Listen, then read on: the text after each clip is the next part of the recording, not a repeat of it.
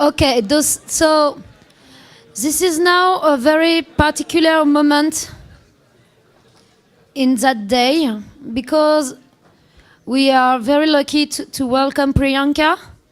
She comes from India and she's gonna share with us her experience in her country that we could compare to our experience as women or about women in technology and computer sciences especially.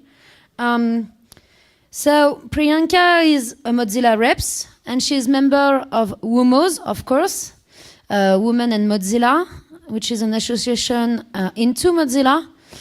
She is a proud representative of WOMOS and we are very, very proud of her to be part of that experience. She does localization work for both Mozilla and Wikipedia. She is a developer and is also passionate towards technical documentation and software architecture designing. So please really welcome Priyanka.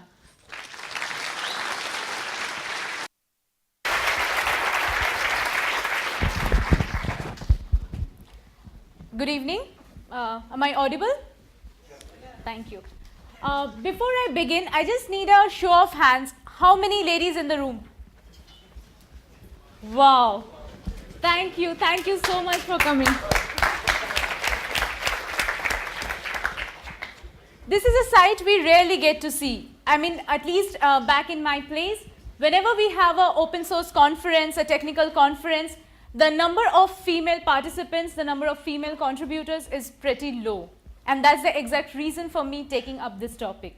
So today I'm going to talk a bit about women in technology, how things are at present in open source world, and a few of my ideas how things can be better. And I would please request you to give in your ideas of what you think could be done to make the situation better and the statistics better. This one is a very favorite quote of mine. It says, when one woman helps another, amazing things can happen. And this is the exact reason why today we have so many different woman-centric groups in almost all open source projects. So all the women present in this room, if we take up this motto, this mission of helping another woman outside this room to take their first step in technology, take their first step towards open source world, I think by next year when we again meet in this room, the entire number will get double, right? So things are changing. Things are getting towards betterment. From 2002 to 2013, the statistics has changed something like this. So in 2002, the number of female contributors in FOSS was 1.1%. Today in 2013, that's last year, it went up to 11%. But did it really take us 11 years to change the statistics by only 10%? Is it sufficient a growth?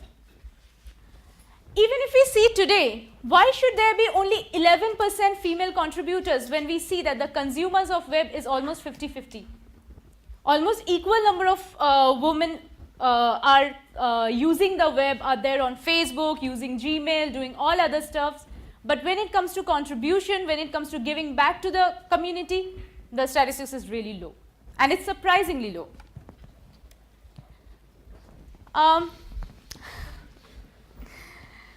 Some very unfriendly terms that we often come across, and I'm sure all my other female friends present in this room will agree to it.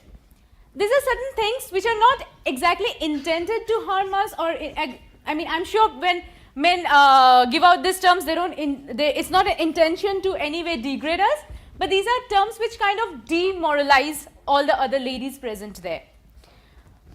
This is something very common when people just go and saying, women hate us geeks. I mean, what? Geeks and women cannot go together?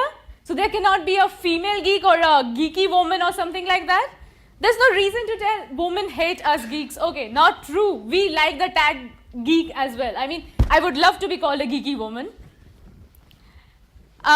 Second very interesting and very demoralizing thing that happens is a reaction like, oh my God, a girl.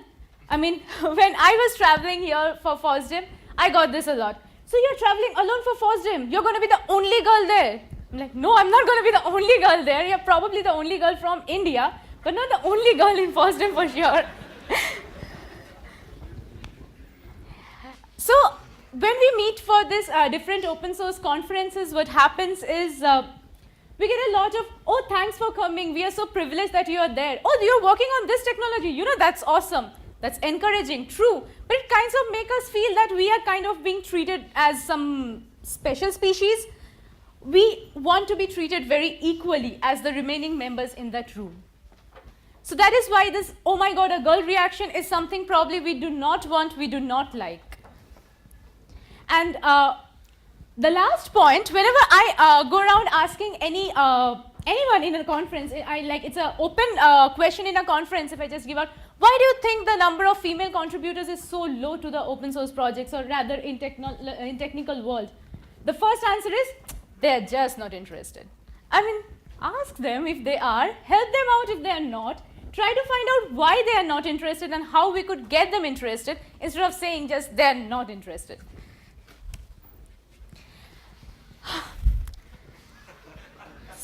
Some myths or some reasons with what I think is associated with FOSS, or are the reasons for having this low number of female contributors in any open source project in the technical world. These are very generic things, I guess. These are very generic to FOSS projects. Whenever it comes to open source, people are not very clear about how it works, what they are, what is the difference between proprietary products and open source products. And the only idea they have is open source means Linux. Linux means a black terminal where there are white codes being written, and that's all. We don't have the mouse, we cannot use the mouse. And it's something very scary and not user friendly at all. So if you want to be in the open source world, if you want to be an open source contributor, you need to be a coder. And that's it. I am not a coder, I cannot do that kind of coding, so I step back. We need to do a lot of tasks here while trying to bridge this gap. We need to reach out to people, explain them that open source contribution is not about code contributions only. We have so much more to do. Rather, most of my contributions are mostly documentation works, localization works, in spite of the fact that I am a developer, but I like doing those things here.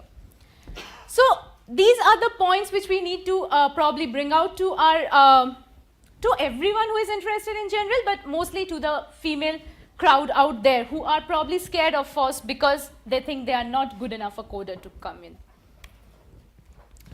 Another very scary myth about FOSS, I believe, is people don't understand the idea of working in a community.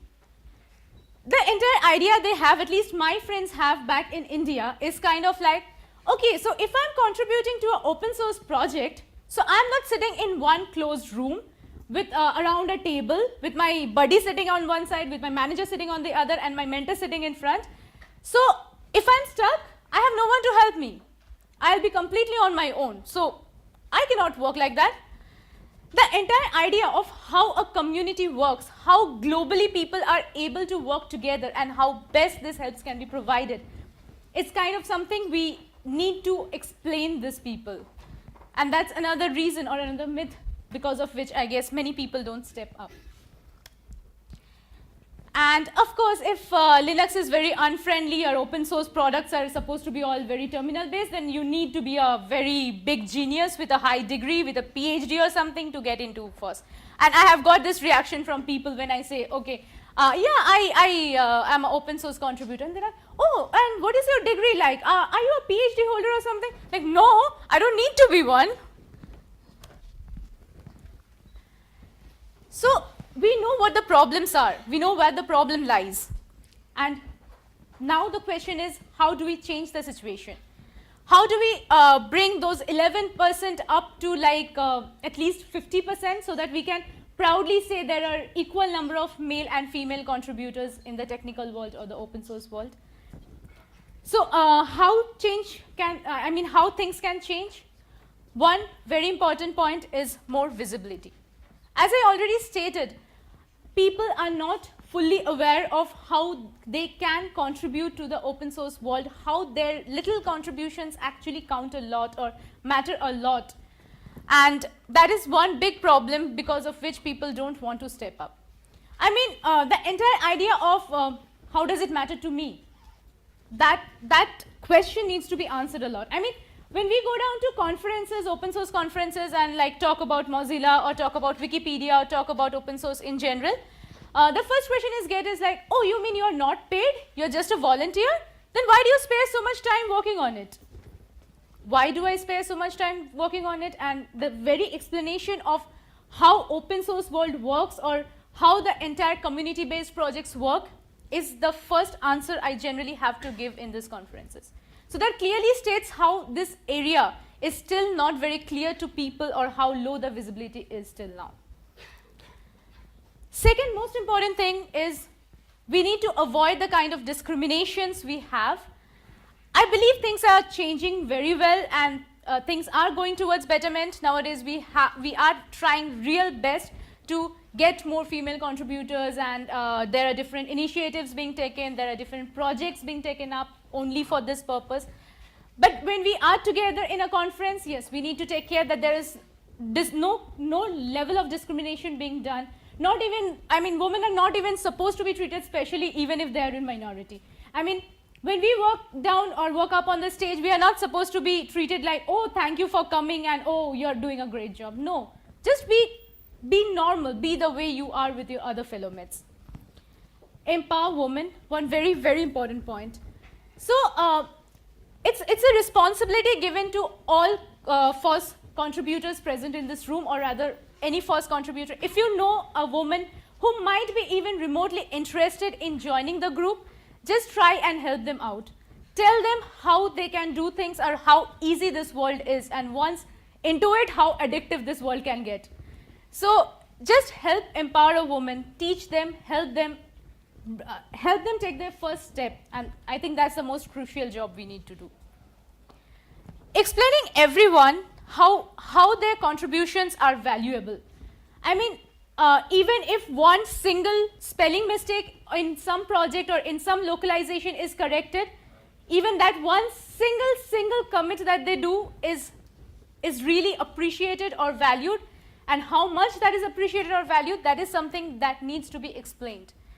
So this is again something which will automatically answer the question that if you are not paid, why do you do this kind of work? Why do you spare your time? Because we are appreciated for what we do. We are valued for every contribution we make.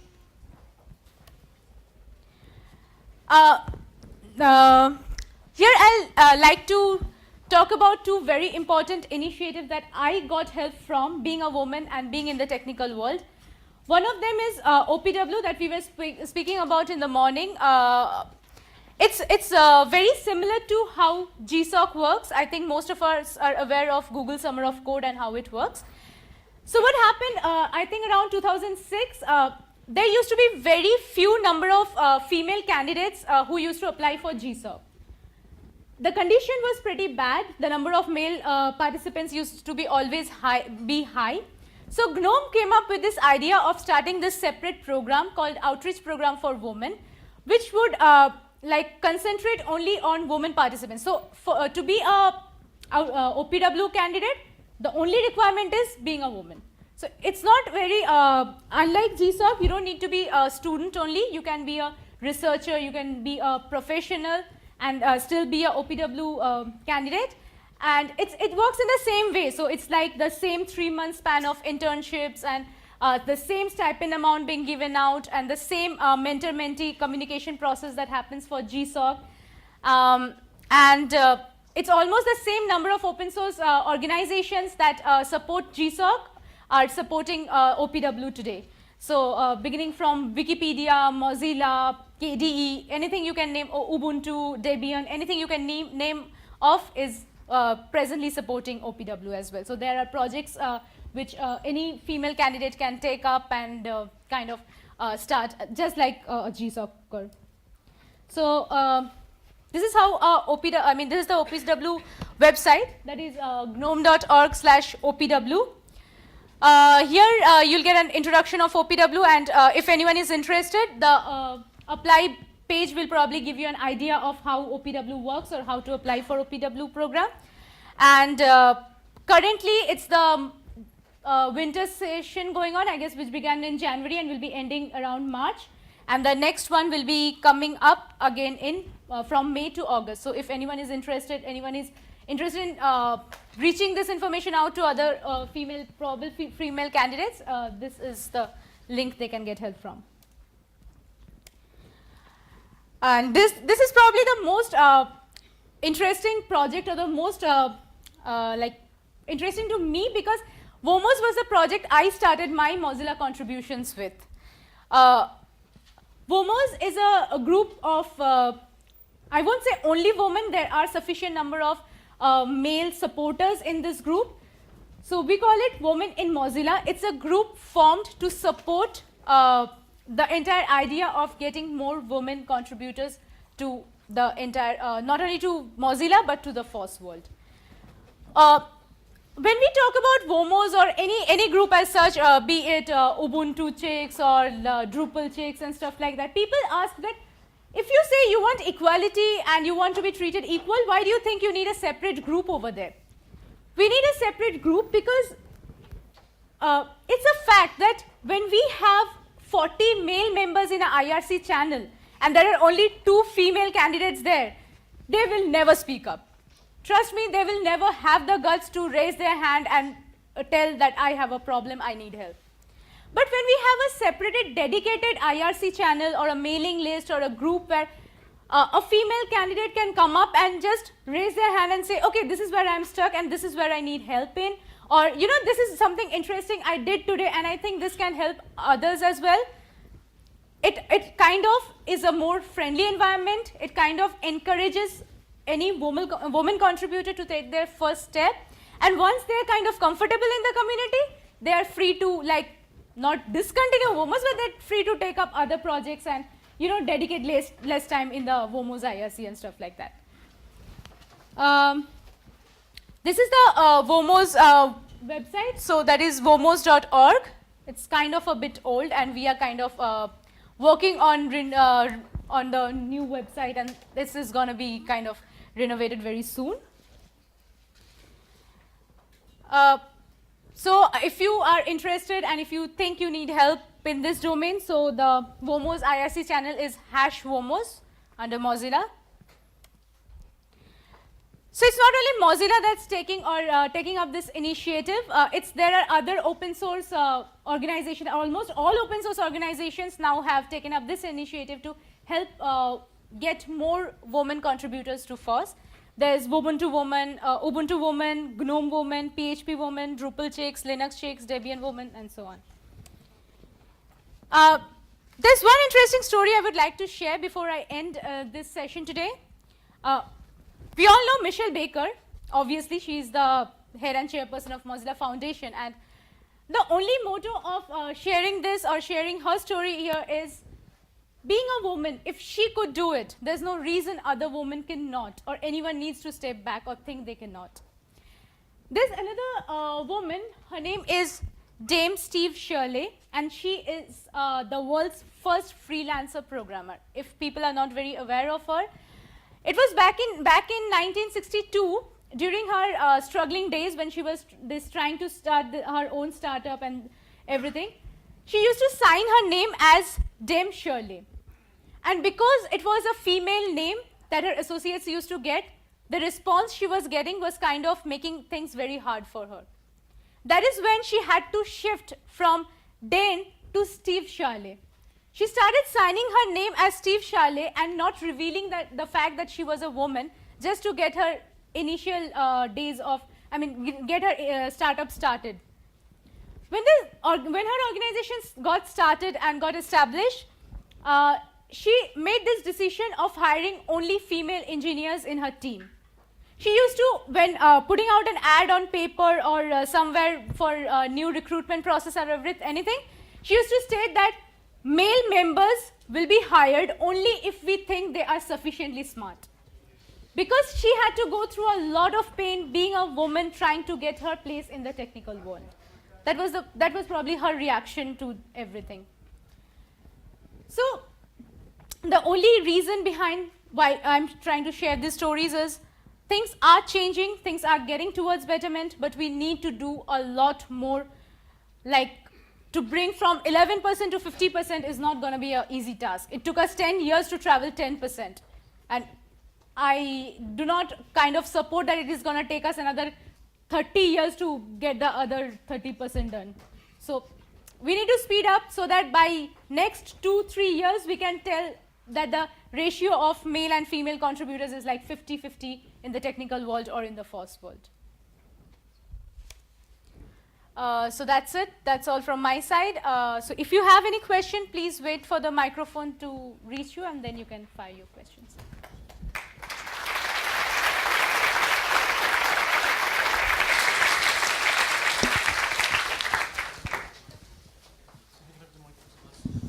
Sorry, could everybody wait until the questions are over before leaving? Thank you.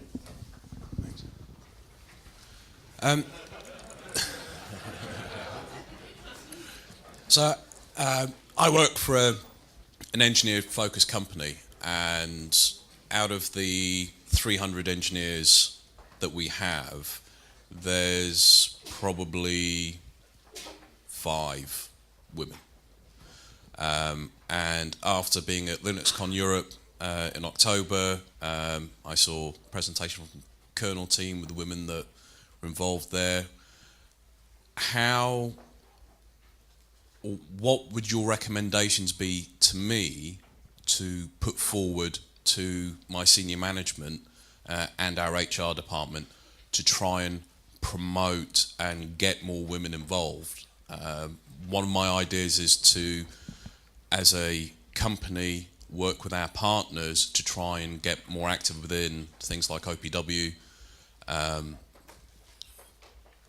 other such things like our university graduate program and such like. What would your recommendations be? So what I understand is, yes, women are kind of scared of technology. I agree to that part. But we need to find solution to that. No, not all women. I mean, even I am a woman who is in the technical world, and I understand the not being scared part. And that's the exact reason why I don't understand that some of them are scared of it. I mean, there's a very big myth that logic and women cannot go together. This saying is a very harsh statement which we face every day. But that's completely not true. I mean, if we see some of the successful women's stories, stories of some successful women, they just prove that this statement is completely not true. Women can be rather smarter than men at certain domains or a certain point of time. So yes, coming back to your question, probably those 5 ladies in your organization, they can be the best resources who can kind of share their experiences, how being a woman in your organization kind of encourage them, or how they are very comfortable there, or whatever their story is. They can share their stories with the other candidates when you are probably going down for college recruitments or campus recruitments, or however the recruitment process is. Probably if they speak up, they say how they got from being a student to an employee and how their journey had been. It will be more helpful encouraging other women sitting in the audience, and they will probably give it a thought, yeah, if she could, I'll also be able to. And so that is one thing you could probably try to do. That's a really great question, and it's very encouraging just to have people posing that kind of question. I actually run an NGO that's promoting more women and girls in digital sectors. Of course, this is where the pain point is the worst, is in for developers. And I would only add to what she said by saying it's about community, so having things that are focused on women, but also women in leadership roles. That's very, very important. So you attract more women into your organization if you have women in leadership. These are just best practices. And the other is, if you take, for example, it's not widely promoted, but organizations like Etsy, who actually just cultivate talented female pools of talented female and skill them in-house. So it's pretty much a no-brainer. If you can just find good women that have the basic talents and invest in having them in your organization, especially if your organization has women as your consumers or your market, that you bring them in, cultivate them, give them the skill set that you need, you will, by doing that, also attract women who have the skill sets into your organization. So those are just some basic pointers. Yeah. I would just wanted to go back to one thing you said during your talk that actually made me cringe a little bit. That I really enjoyed the talk. I think it's a very important cause to promote the fact that there should be more women in technology, and there definitely should be more women in technology. I don't like the fact that you say we think that open source is Linux. Linux is just command line, and we as women, we don't like that. We don't like complexity. You don't need to code to be in open source. That's not true. I mean, yes, you don't need to code to be in open source, that is true. But women can be awesome coders. Women don't have to be afraid of command line. We should say that women can code as well as men, and they don't need saying that they can be in open source by being less good than men and still be in this. No, that's not a good image. That's not helping the cause. I'm sorry if that came out wrong. I was trying to state that that is one of the myths that people have, that to be in open source world, you need to be a very big geek. And I completely agree to your point. But you can be a woman and be a very big geek. Totally. I totally agree to your point that a woman can be a genius, can be a great developer and still be a contributor. And rather, that should be the scenario. I tried to point out just the fact that that is not the only domain. And that's something very generic probably, not a male or female thing. That's not the only domain of contribution. There are other domains of contributions also which we need to bring out. Yeah, your point is completely valid. I agree with you. There are other domains of contribution in open source, but they are not necessarily for women. Yeah, true. And women can be awesome coders. That's all I wanted to say. Thank you so much for being here. That was the last question.